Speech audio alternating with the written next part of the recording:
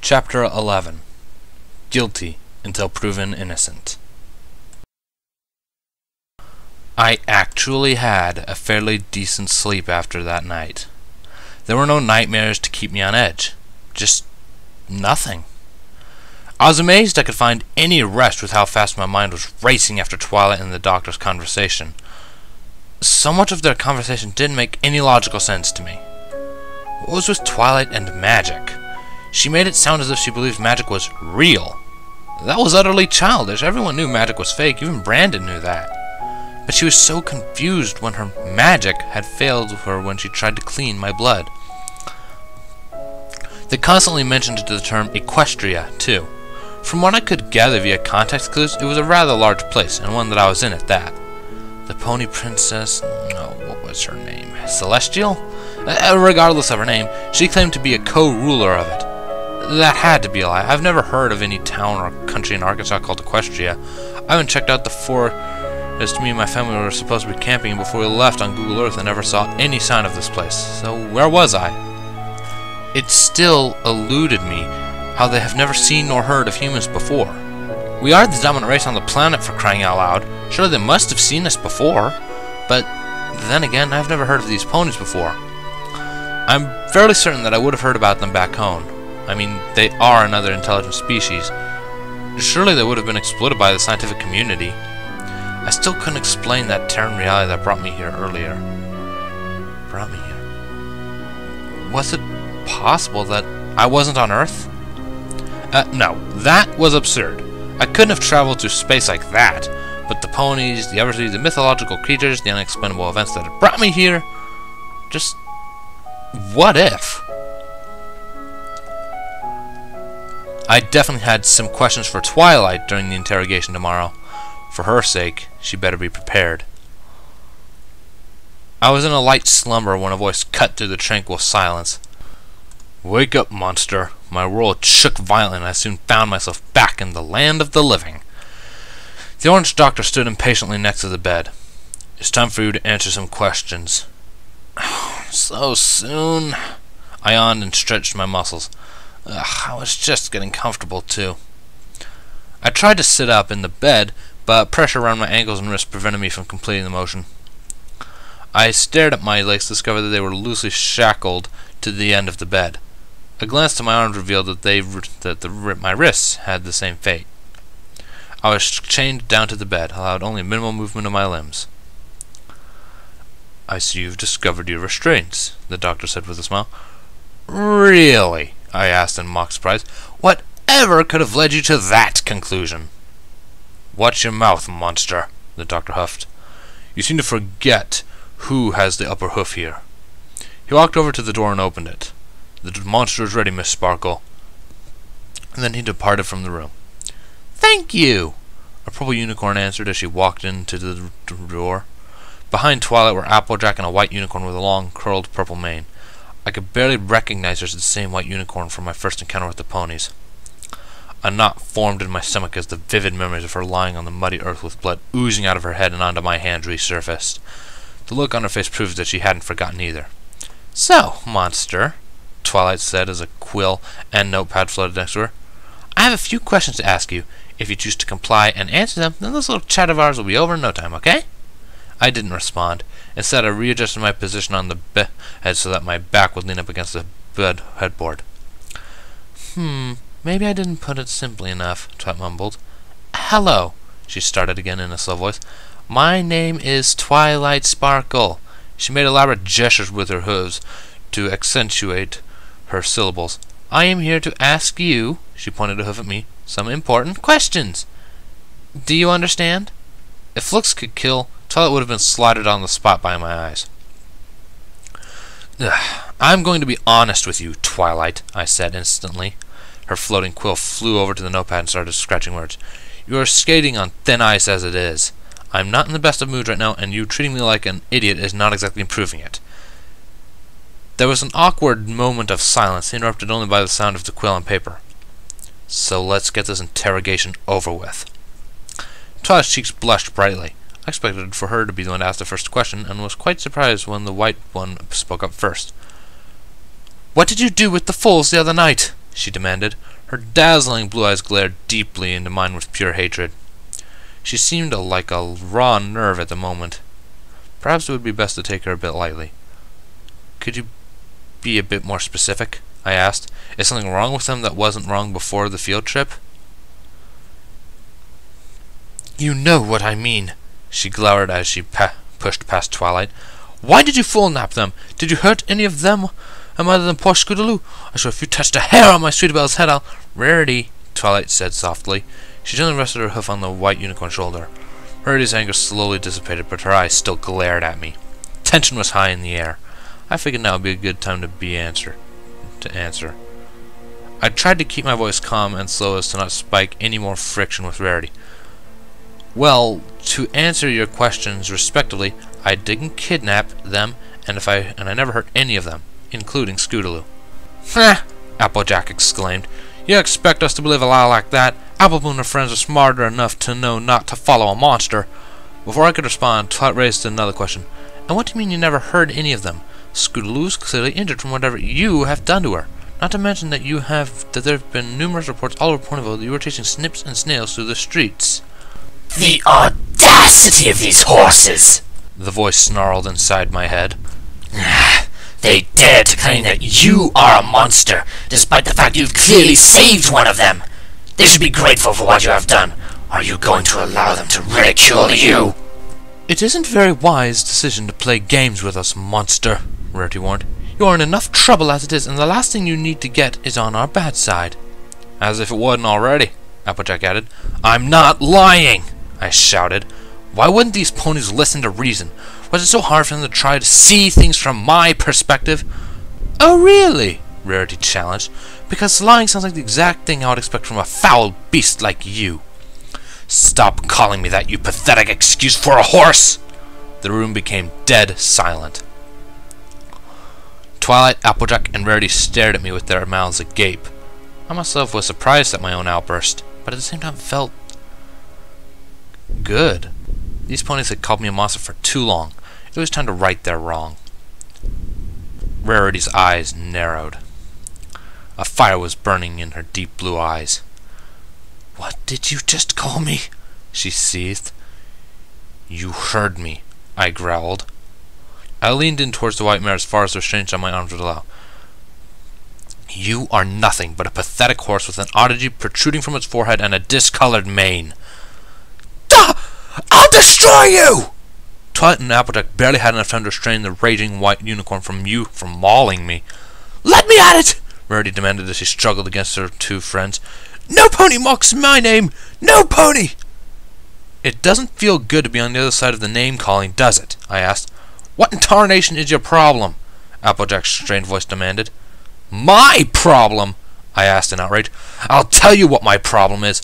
My problem is that I have been thrown into some strange world where nothing makes sense. My problem is that I've been reduced to living like an animal and have been treated as such for the past month, and you guys haven't been making the transition any easier on me." The trio cautiously backed up during my rant. Rarity's anger was replaced with worry. "My problem is that I am chained to a hospital bed like a prisoner and treated like a guinea pig. My problem is that the one time I try to help you ponies and rush a filly to the hospital, I get drugged and attacked. What's your problem?" The ponies were utterly speechless. The quill stopped at squibbling about halfway through my speech. My face was slightly aching from the scowl that was etched into it as I waited for their response. "Well?" I urged. However, before the ponies could respond, the door slowly squeaked open, and a yellow head with a pink mane pushed itself out. "Oh, I'm sorry." Fluttershy apologized while retreating a bit behind the door. "Did I interrupt something?" "No," Twilight answered, not taking her surprised laugh off me. "Not at all. What did you want?" Fluttershy slunk into the room. "I was sent to tell Hunter that it was time for his meal. If you're not doing anything, of course."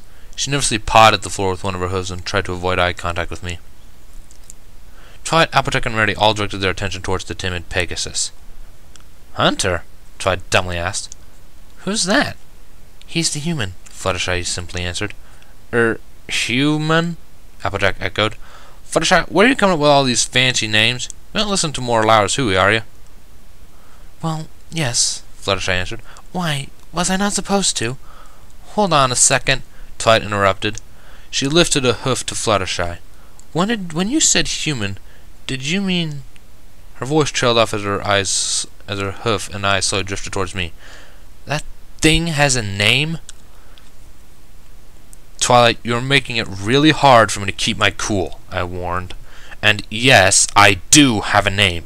If you had half a mind to ask, then there wouldn't have been so much friction between us. It's degrading for someone to call another a monster. Rarity didn't seem to like it when I called her a stupid horse, now did she?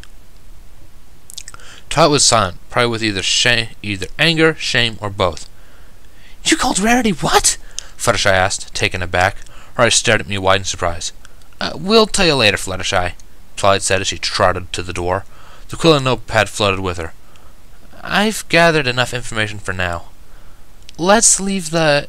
human. Fluttershy nodded in approval. Right, Twilight continued. Let's leave the human to eat and rest for a while before returning. Come on, girls, let's go to Sugarcube Corner. My treat. Applejack licked her lips and followed the purple mare out the door. A free trip to Sugarcube Corner? I'll have to take you up on that offer, Twi.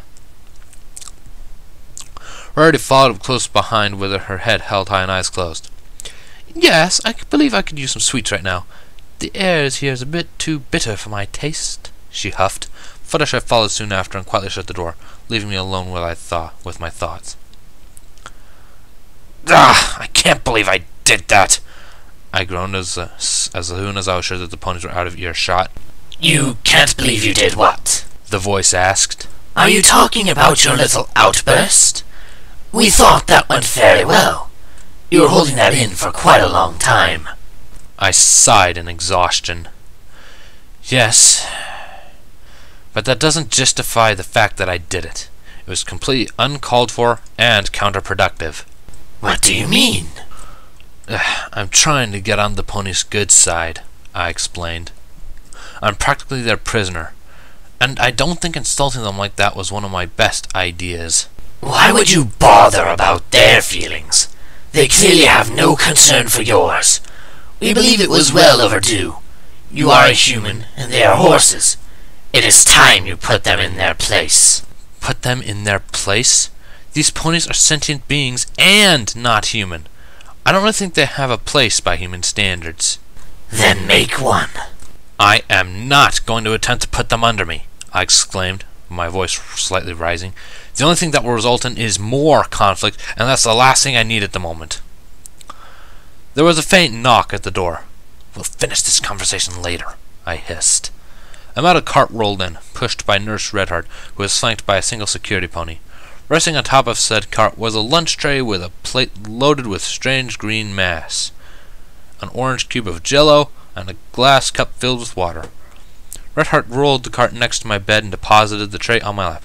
"Lunchtime!" she sang. I eyed the green food cautiously. It was hard to tell just what it was.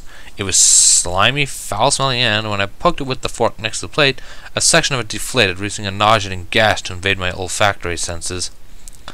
I fought back the bile that was trying to push its way into my mouth. Maybe it didn't taste as bad as it looked or smelled? I gingerly lifted the eating utensil with a shaking hand, causing the chains cuffed to my wrists to clank. The green substance clung to the fork as I stabbed through it. I hastily brought it up to my mouth, but before I allowed it to enter, I checked to see where the nearest trash can was, just for future references. There's one right next to the bed, thankfully.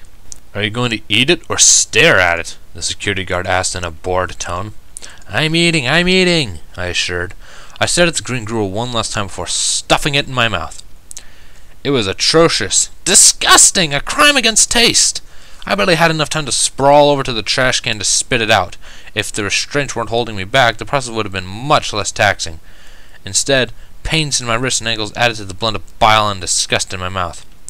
I reached out to grab the glass of water, but unfortunately it, along with the rest of the tray it was on, was launched out of my lap during my spasm towards the security guard.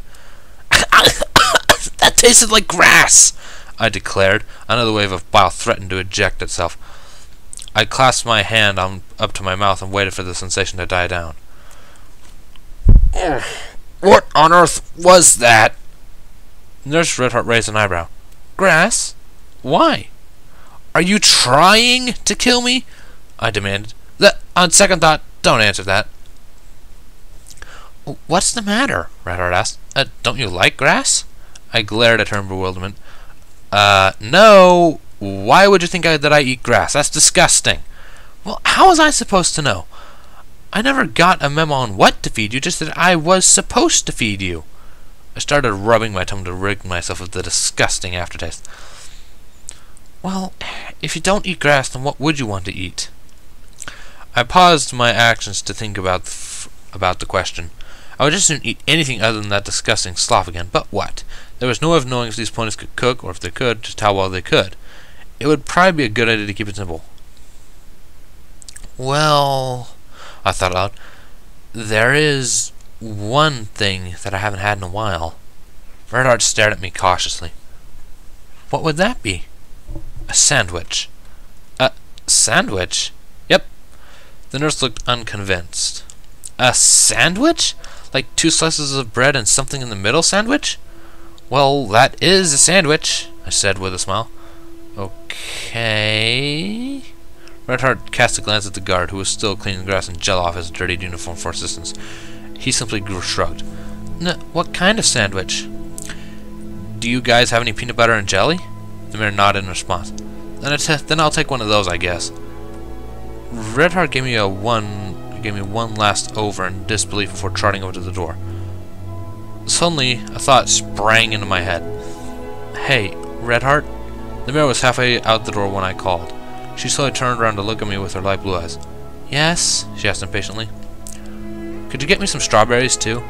Strawberries? She repeated. Yeah, I love those things. I smiled as I called the delicious fruit. If you could get me some of those, you'll make me the happiest man on earth. Okay, she said with a confused expression. 1 PB&J sandwich with a side of strawberries coming up. I watched silently as the last of her pink tail disappeared behind the door. The guard stood awkwardly to the side, eyeing the exit with lust. Yeah, I'm gonna leave too. With that, he exited the room, leaving me to myself. Well, that was certainly awkward, the voice commented. Yep. I sat there for probably 30 minutes waiting for Redheart to return, completely bored out of my mind. The chains didn't offer very much amusement, save for the 10 or so minutes I spent trying to compose a tune with them. I tried to see if I could slip my hands out of the cuffs, but after many failed attempts and red marks on my wrists, I decided it was time to give up. My feet, however, were another story. The cuffs around my ankles were extremely loose. They were only tight enough to stop my shod feet, but when I kicked the obstructions off, I managed with great difficulty to slip my sock-covered feet out. I wriggled my semi-freed toes around, allowing them to test the bounds of their newfound freedom. I was almost excited that I now had my legs unbounded. That is, until I realized just how insignificant that victory was. They were feet. What was I going to do with them? Another metal cart was pushed through the door, followed by Nurse Redheart. Okay, it took a while to gather your strawberries, but here you go. 1 peanut butter and jelly sandwich, some strawberries, and her voice trailed off when she saw my feet. Is there a problem? I asked in a voice as innocent as I could muster. The poor, confused mare could only shake her head. No, not at all. Here's your sandwich. She deposited the tray on my bed again and started pushing the cart out the door. I stared at my meal. It definitely was a long time since I'd had a meal like this. The square slices of bread cut into 4 neat triangles, 6 strawberries on either side next to a small pile of sugar to dip it in, and a glass of water to drink it down. The sight was nearly nostalgic for me. The last time I had seen this particular meal was after my mother made it for me with a bright smile when I was still a kid. Hey, Nurse Redheart, I called out, not taking my eyes off the tray. The white mare stuck her head out of the doorway, clearly displeased that she had to lengthen her time in my presence. Yes? Thank you for the sandwich. She hesitated for a second, unsure of how to respond. I continued talking. I know I haven't been the best patient that you've had to deal with, so thanks for putting up with me. Redheart's expression softened. She stared at me with eyes that filled with mixed emotions, sympathy, uncertainty, and pity being the most evident. Her lips formed a small smile. You're welcome, Mr. I'm sorry, what was your name again? Hunter. Hunter Gray. The nurse nodded. You're welcome, Mr. Gray. Enjoy your meal. A soft click sounded as the door shut behind her. I stared at my food once again. A sandwich. Just a plain, simple peanut butter and jelly sandwich. I chuckled and shook my head over how silly the whole ordeal was, and lifted one of the sandwich triangles and took a bite. As strange as it seemed, I thought I was finally starting to see the silver lining. That meal was the highlight of my life for the last 2 hours. Well, it was hard to tell time under the circumstances of the room I was held in. There were no clocks to give me an accurate definition of time. There were no windows for me to look out of to see any of Ponyville scenery, though if there were, it probably wouldn't have showed me very much, considering I was in a basement level. I was forced to sit down in my bed and do nothing. I tried many things to make time fly, but none of my activities were very successful. My mind wandered off to what it usually did when I was bored, and I soon found myself pondering about life. My life in particular. I found it unfair what happened to me. I always lived a moderately quiet life. Rarely ever did anything of significance occur in the small town that I lived in, and whenever they did, I always found myself away from them. I was always reserved, and rarely did I ever open up to anyone, even my friends. I was more of a listener than a talker, a follower rather than a leader. I suppose that was one of the primary difficulties of my adjustment year. There was always someone to guide me through something new. Even when they insisted that I had the labor perfected, it was never enough for me. No matter how many times I assured myself that I was doing the right steps, the fear of failure always got the better of me. Now that I was hopelessly alone, the fear of failure crept up on me wherever I went. Questions bombarded my mind as I recalled all of the choices I had made. Would everything have gone easier if I had only surrendered on the first night? What would have happened if I had turned myself in? What if I stayed with Zecora in her hut on the second day? What if I had followed Lyra and Zecora to Ponyville when I had the chance? What if I declined Celestia's offer to guard the foals?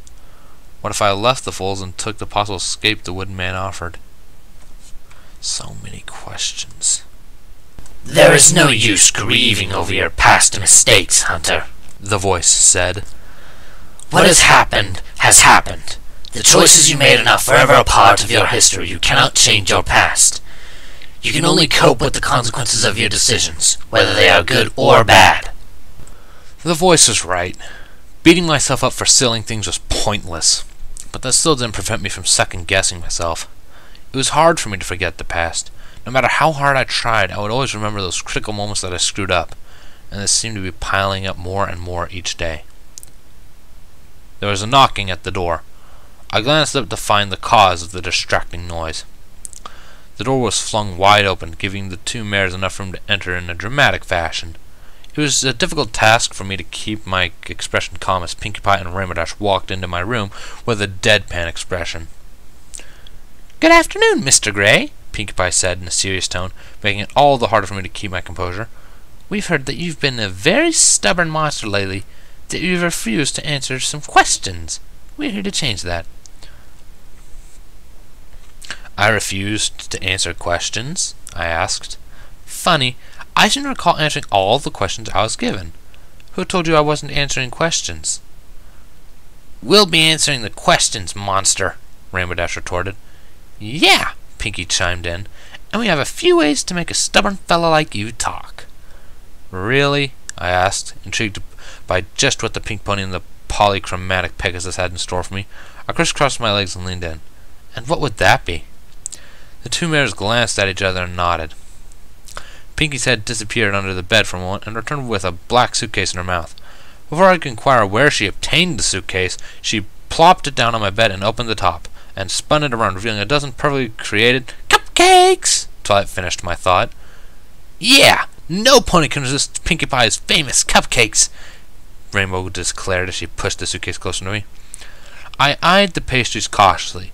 They were made of vanilla batter and were held in a thin blue wrapper with perfectly proportioned pink icing crowning the top.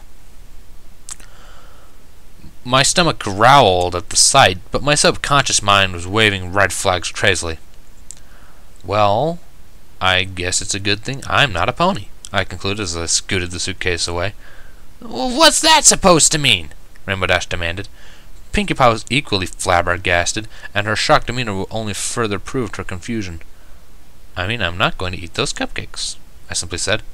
"But why?" Pinkie said. She lifted her glasses and revealed comically large pupils that seemed to sparkle with tears. "Aren't you hungry?" She pushed the cupcakes closer to me. "No, I just finished lunch." I pushed the cupcakes away, but Pinkie hopped to the case and pushed back. "Which means it's just in time for dessert," Pinkie reasoned. It had become a battle between the two of us, each party pushing the case to and fro. "I'm not eating those cupcakes." "And why not?" Rainbow asked. "Because you could have tampered with them," I responded in a passive tone.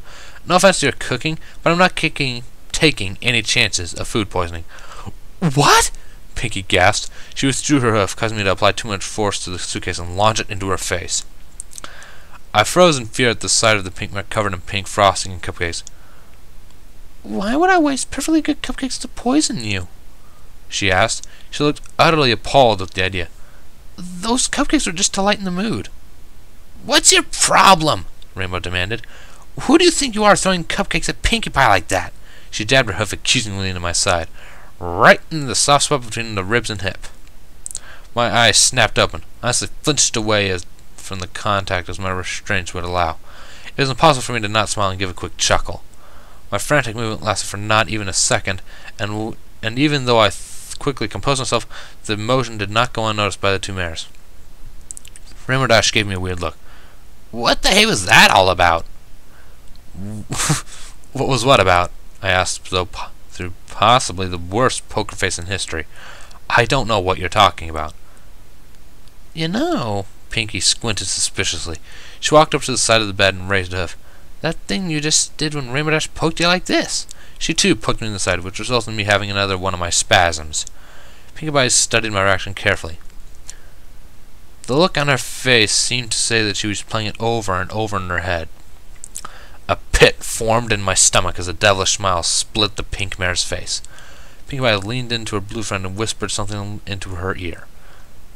The pit grew even deeper as the mare's contagious smile infected Rainbow Dash's face as well. They gave each other a glance, nodded, and left the room. "Don't you worry," Pinkie Pie called as she trotted out the door. "We'll be back before you know it." "Oh dear," I whispered. "You fool!" the voice raged. "You just had to be ticklish there, didn't you?" "You're blaming me for my anatomy?" I asked in outrage. "Well, how's about I go on and rant about your annoying attributes?" "Don't patronize us," it growled. "You could have at least attempted to not react so violently." I can't help it," I hissed. "I have an extremely sensitive reflex towards these things." "Excuses!" the voice accused. I could almost feel my head cool down as the voice took the time to vent its anger. It doesn't matter anymore. Who knows what that pink demon will do to you now? I gulped and stared at the door where the duo disappeared. Anxiety was eating me from the inside out as time stretched out. I tried once again to release my hands from their cuffs, but to no avail. Once again, I only succeeded in bruising my wrists. There wasn't even a knock on the doors when the mares returned. They weren't alone, however. Applejack, Rarity, and Fluttershy entered along with Pinkie Pie and Rainbow. The 5 mares separated when they reached my bed. Applejack and Fluttershy to my right, Rarity and Rainbow Dash to the left, and Pinkie still at the end. "Sorry about the wait," Pinkie apologized.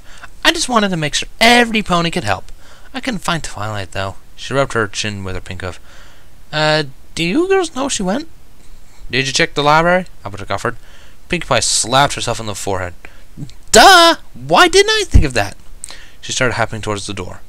"Just hold on a sec. If anyone needs me, I'll be..." Pinkie, don't worry about Twilight," Rainbow Dash said rather impatiently. "She's probably got her head stuck in a book. We can do this without her." The pink mare nodded. You're right. Girls, take your positions!" In perfect synchronization, the 4 mares on each side of my bed grabbed me one of my limbs and pinned them down. Fluttershy and Rarity had my arms, while Rainbow Dash and Applejack had the honor of keeping my shoeless and unshackled legs. "I'm sorry," Fluttershy whispered in a barely audible tone. "Hold on a minute, what's going on?" I asked. Pinkie Pie hopped up on the bed and slowly crept up to my defenseless stomach. "Oh, nothing," she answered nonchalantly. "Just a tickle fight!" She pounced on my stomach and danced her hooves around my sides. With the 4 mares holding my limbs down, I had no way of protecting myself. I tried my hardest to not laugh through my wide smile, but the silence lasted for only a second before I started laughing like a maniac. The mare was relentless in her attacks. The tickling stretched on for what felt like ages.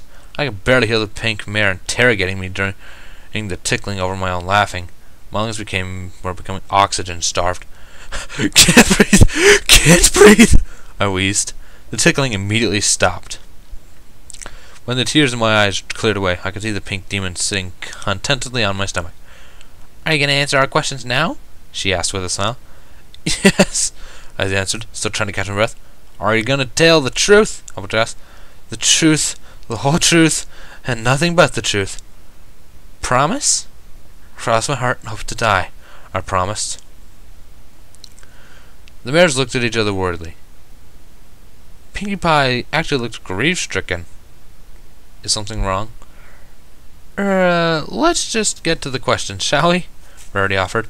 The mares nodded. "Right. What is your purpose here? Why did you attack us?" "I never attacked you," I retaliated. "That was self-defense. Pinkie Pie and Rainbow Dash delivered the first blow." "But you continued fighting," Applejack accused. "Well, what was I supposed to do? Let you guys use me as a punching bag?" I asked. "I never tried to harm any of you until little Miss Rarity here kicked me in the head." "I only attacked you because you were about to hurt Spike with that dreadful weapon of yours," Rarity said haughtily. "What? I wasn't trying to attack him," I exclaimed. "I was trying to get my hatchet back so I could defend myself." "In other words," Rainbow Dash interjected, "you were trying to get your hands on a weapon to use against us." "Yes, no, maybe. I don't remember what I was going to do." "You still haven't answered what your purpose here is," Rarity pressed. Are you here to spy on us so that your evil overlords can invade Equestria?" Rainbow glared. What?" I asked, completely befuddled at the oddness of the question. "Evil overlords? No! I don't know what I'm doing here.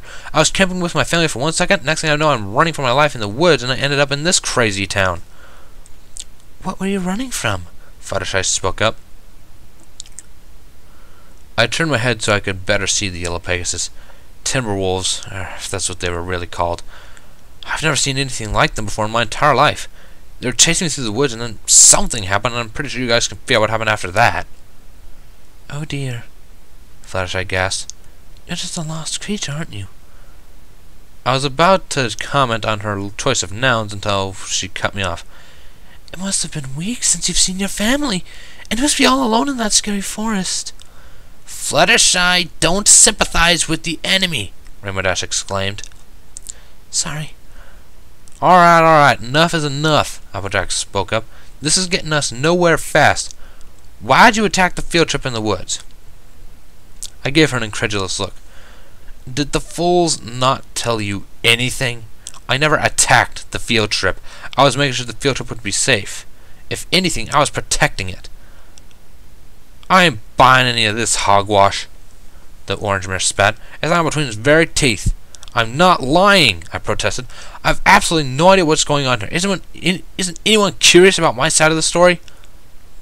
"Pinkie Pie, I do believe the monster needs another tickling. Wouldn't you agree?" Rarity glanced at the pink mare, who was still frozen in shock. "Pinkie Pie?" Pinkie Pie snapped out of her hypnosis and looked around in confusion. What? Her eyes fell on me and then upon Rarity. "Oh, sorry. I kinda zoned out there." "What'd you want?" "I said I think the monster needs another tickling," Rarity repeated. "Pinkie Pie, are you okay?" "Yippee derpy!" Pinkie Pie rubbed her hooves together and smiled mischievously. "You want a tickling? I'll give you the tickling of a lifetime!" The next 2 hours were a complete waste of time. Over and over again, I would be asked questions that I didn't know the answer to, and the few that I didn't know and answered truthfully, the mares never believed me. My jaw and lips were aching from all the laughing. I was feeling lightheaded, but my pleas for mercy never seemed to make it to the mares.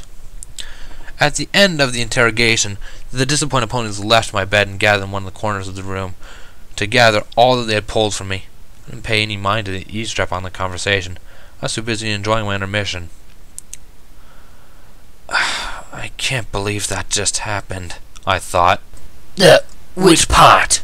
The ticketing or the pony's density? The voice asked with malevolence. Well, both, really, I answered. We expected such senselessness on their behalf. The voice spat. They will never listen to reason. You're going to be trapped here until they decide to do away with you. I sighed. You're probably right. Perhaps it would be best for you to feed them lies during the next round of questioning. The voice offered. Just so that they might be satisfied and leave you to rest. I pondered on the thought. It would definitely end the interrogation faster, but at the same time I'll be feeding the ponies false information. Applejack walked up to my bed before I could reach a conclusion in my mind. Alright, monster, we're gonna be leaving now. Thanks to your stubbornness, we got absolutely nothing, so you can expect to be seeing us again tomorrow. Out of the corner of my eyes, I could see Pinkie Pie, Rainbow Dash, Rarity, and Fluttershy already leaving. Don't y'all go anywhere now. Applejack smirked as she followed her friends out the door.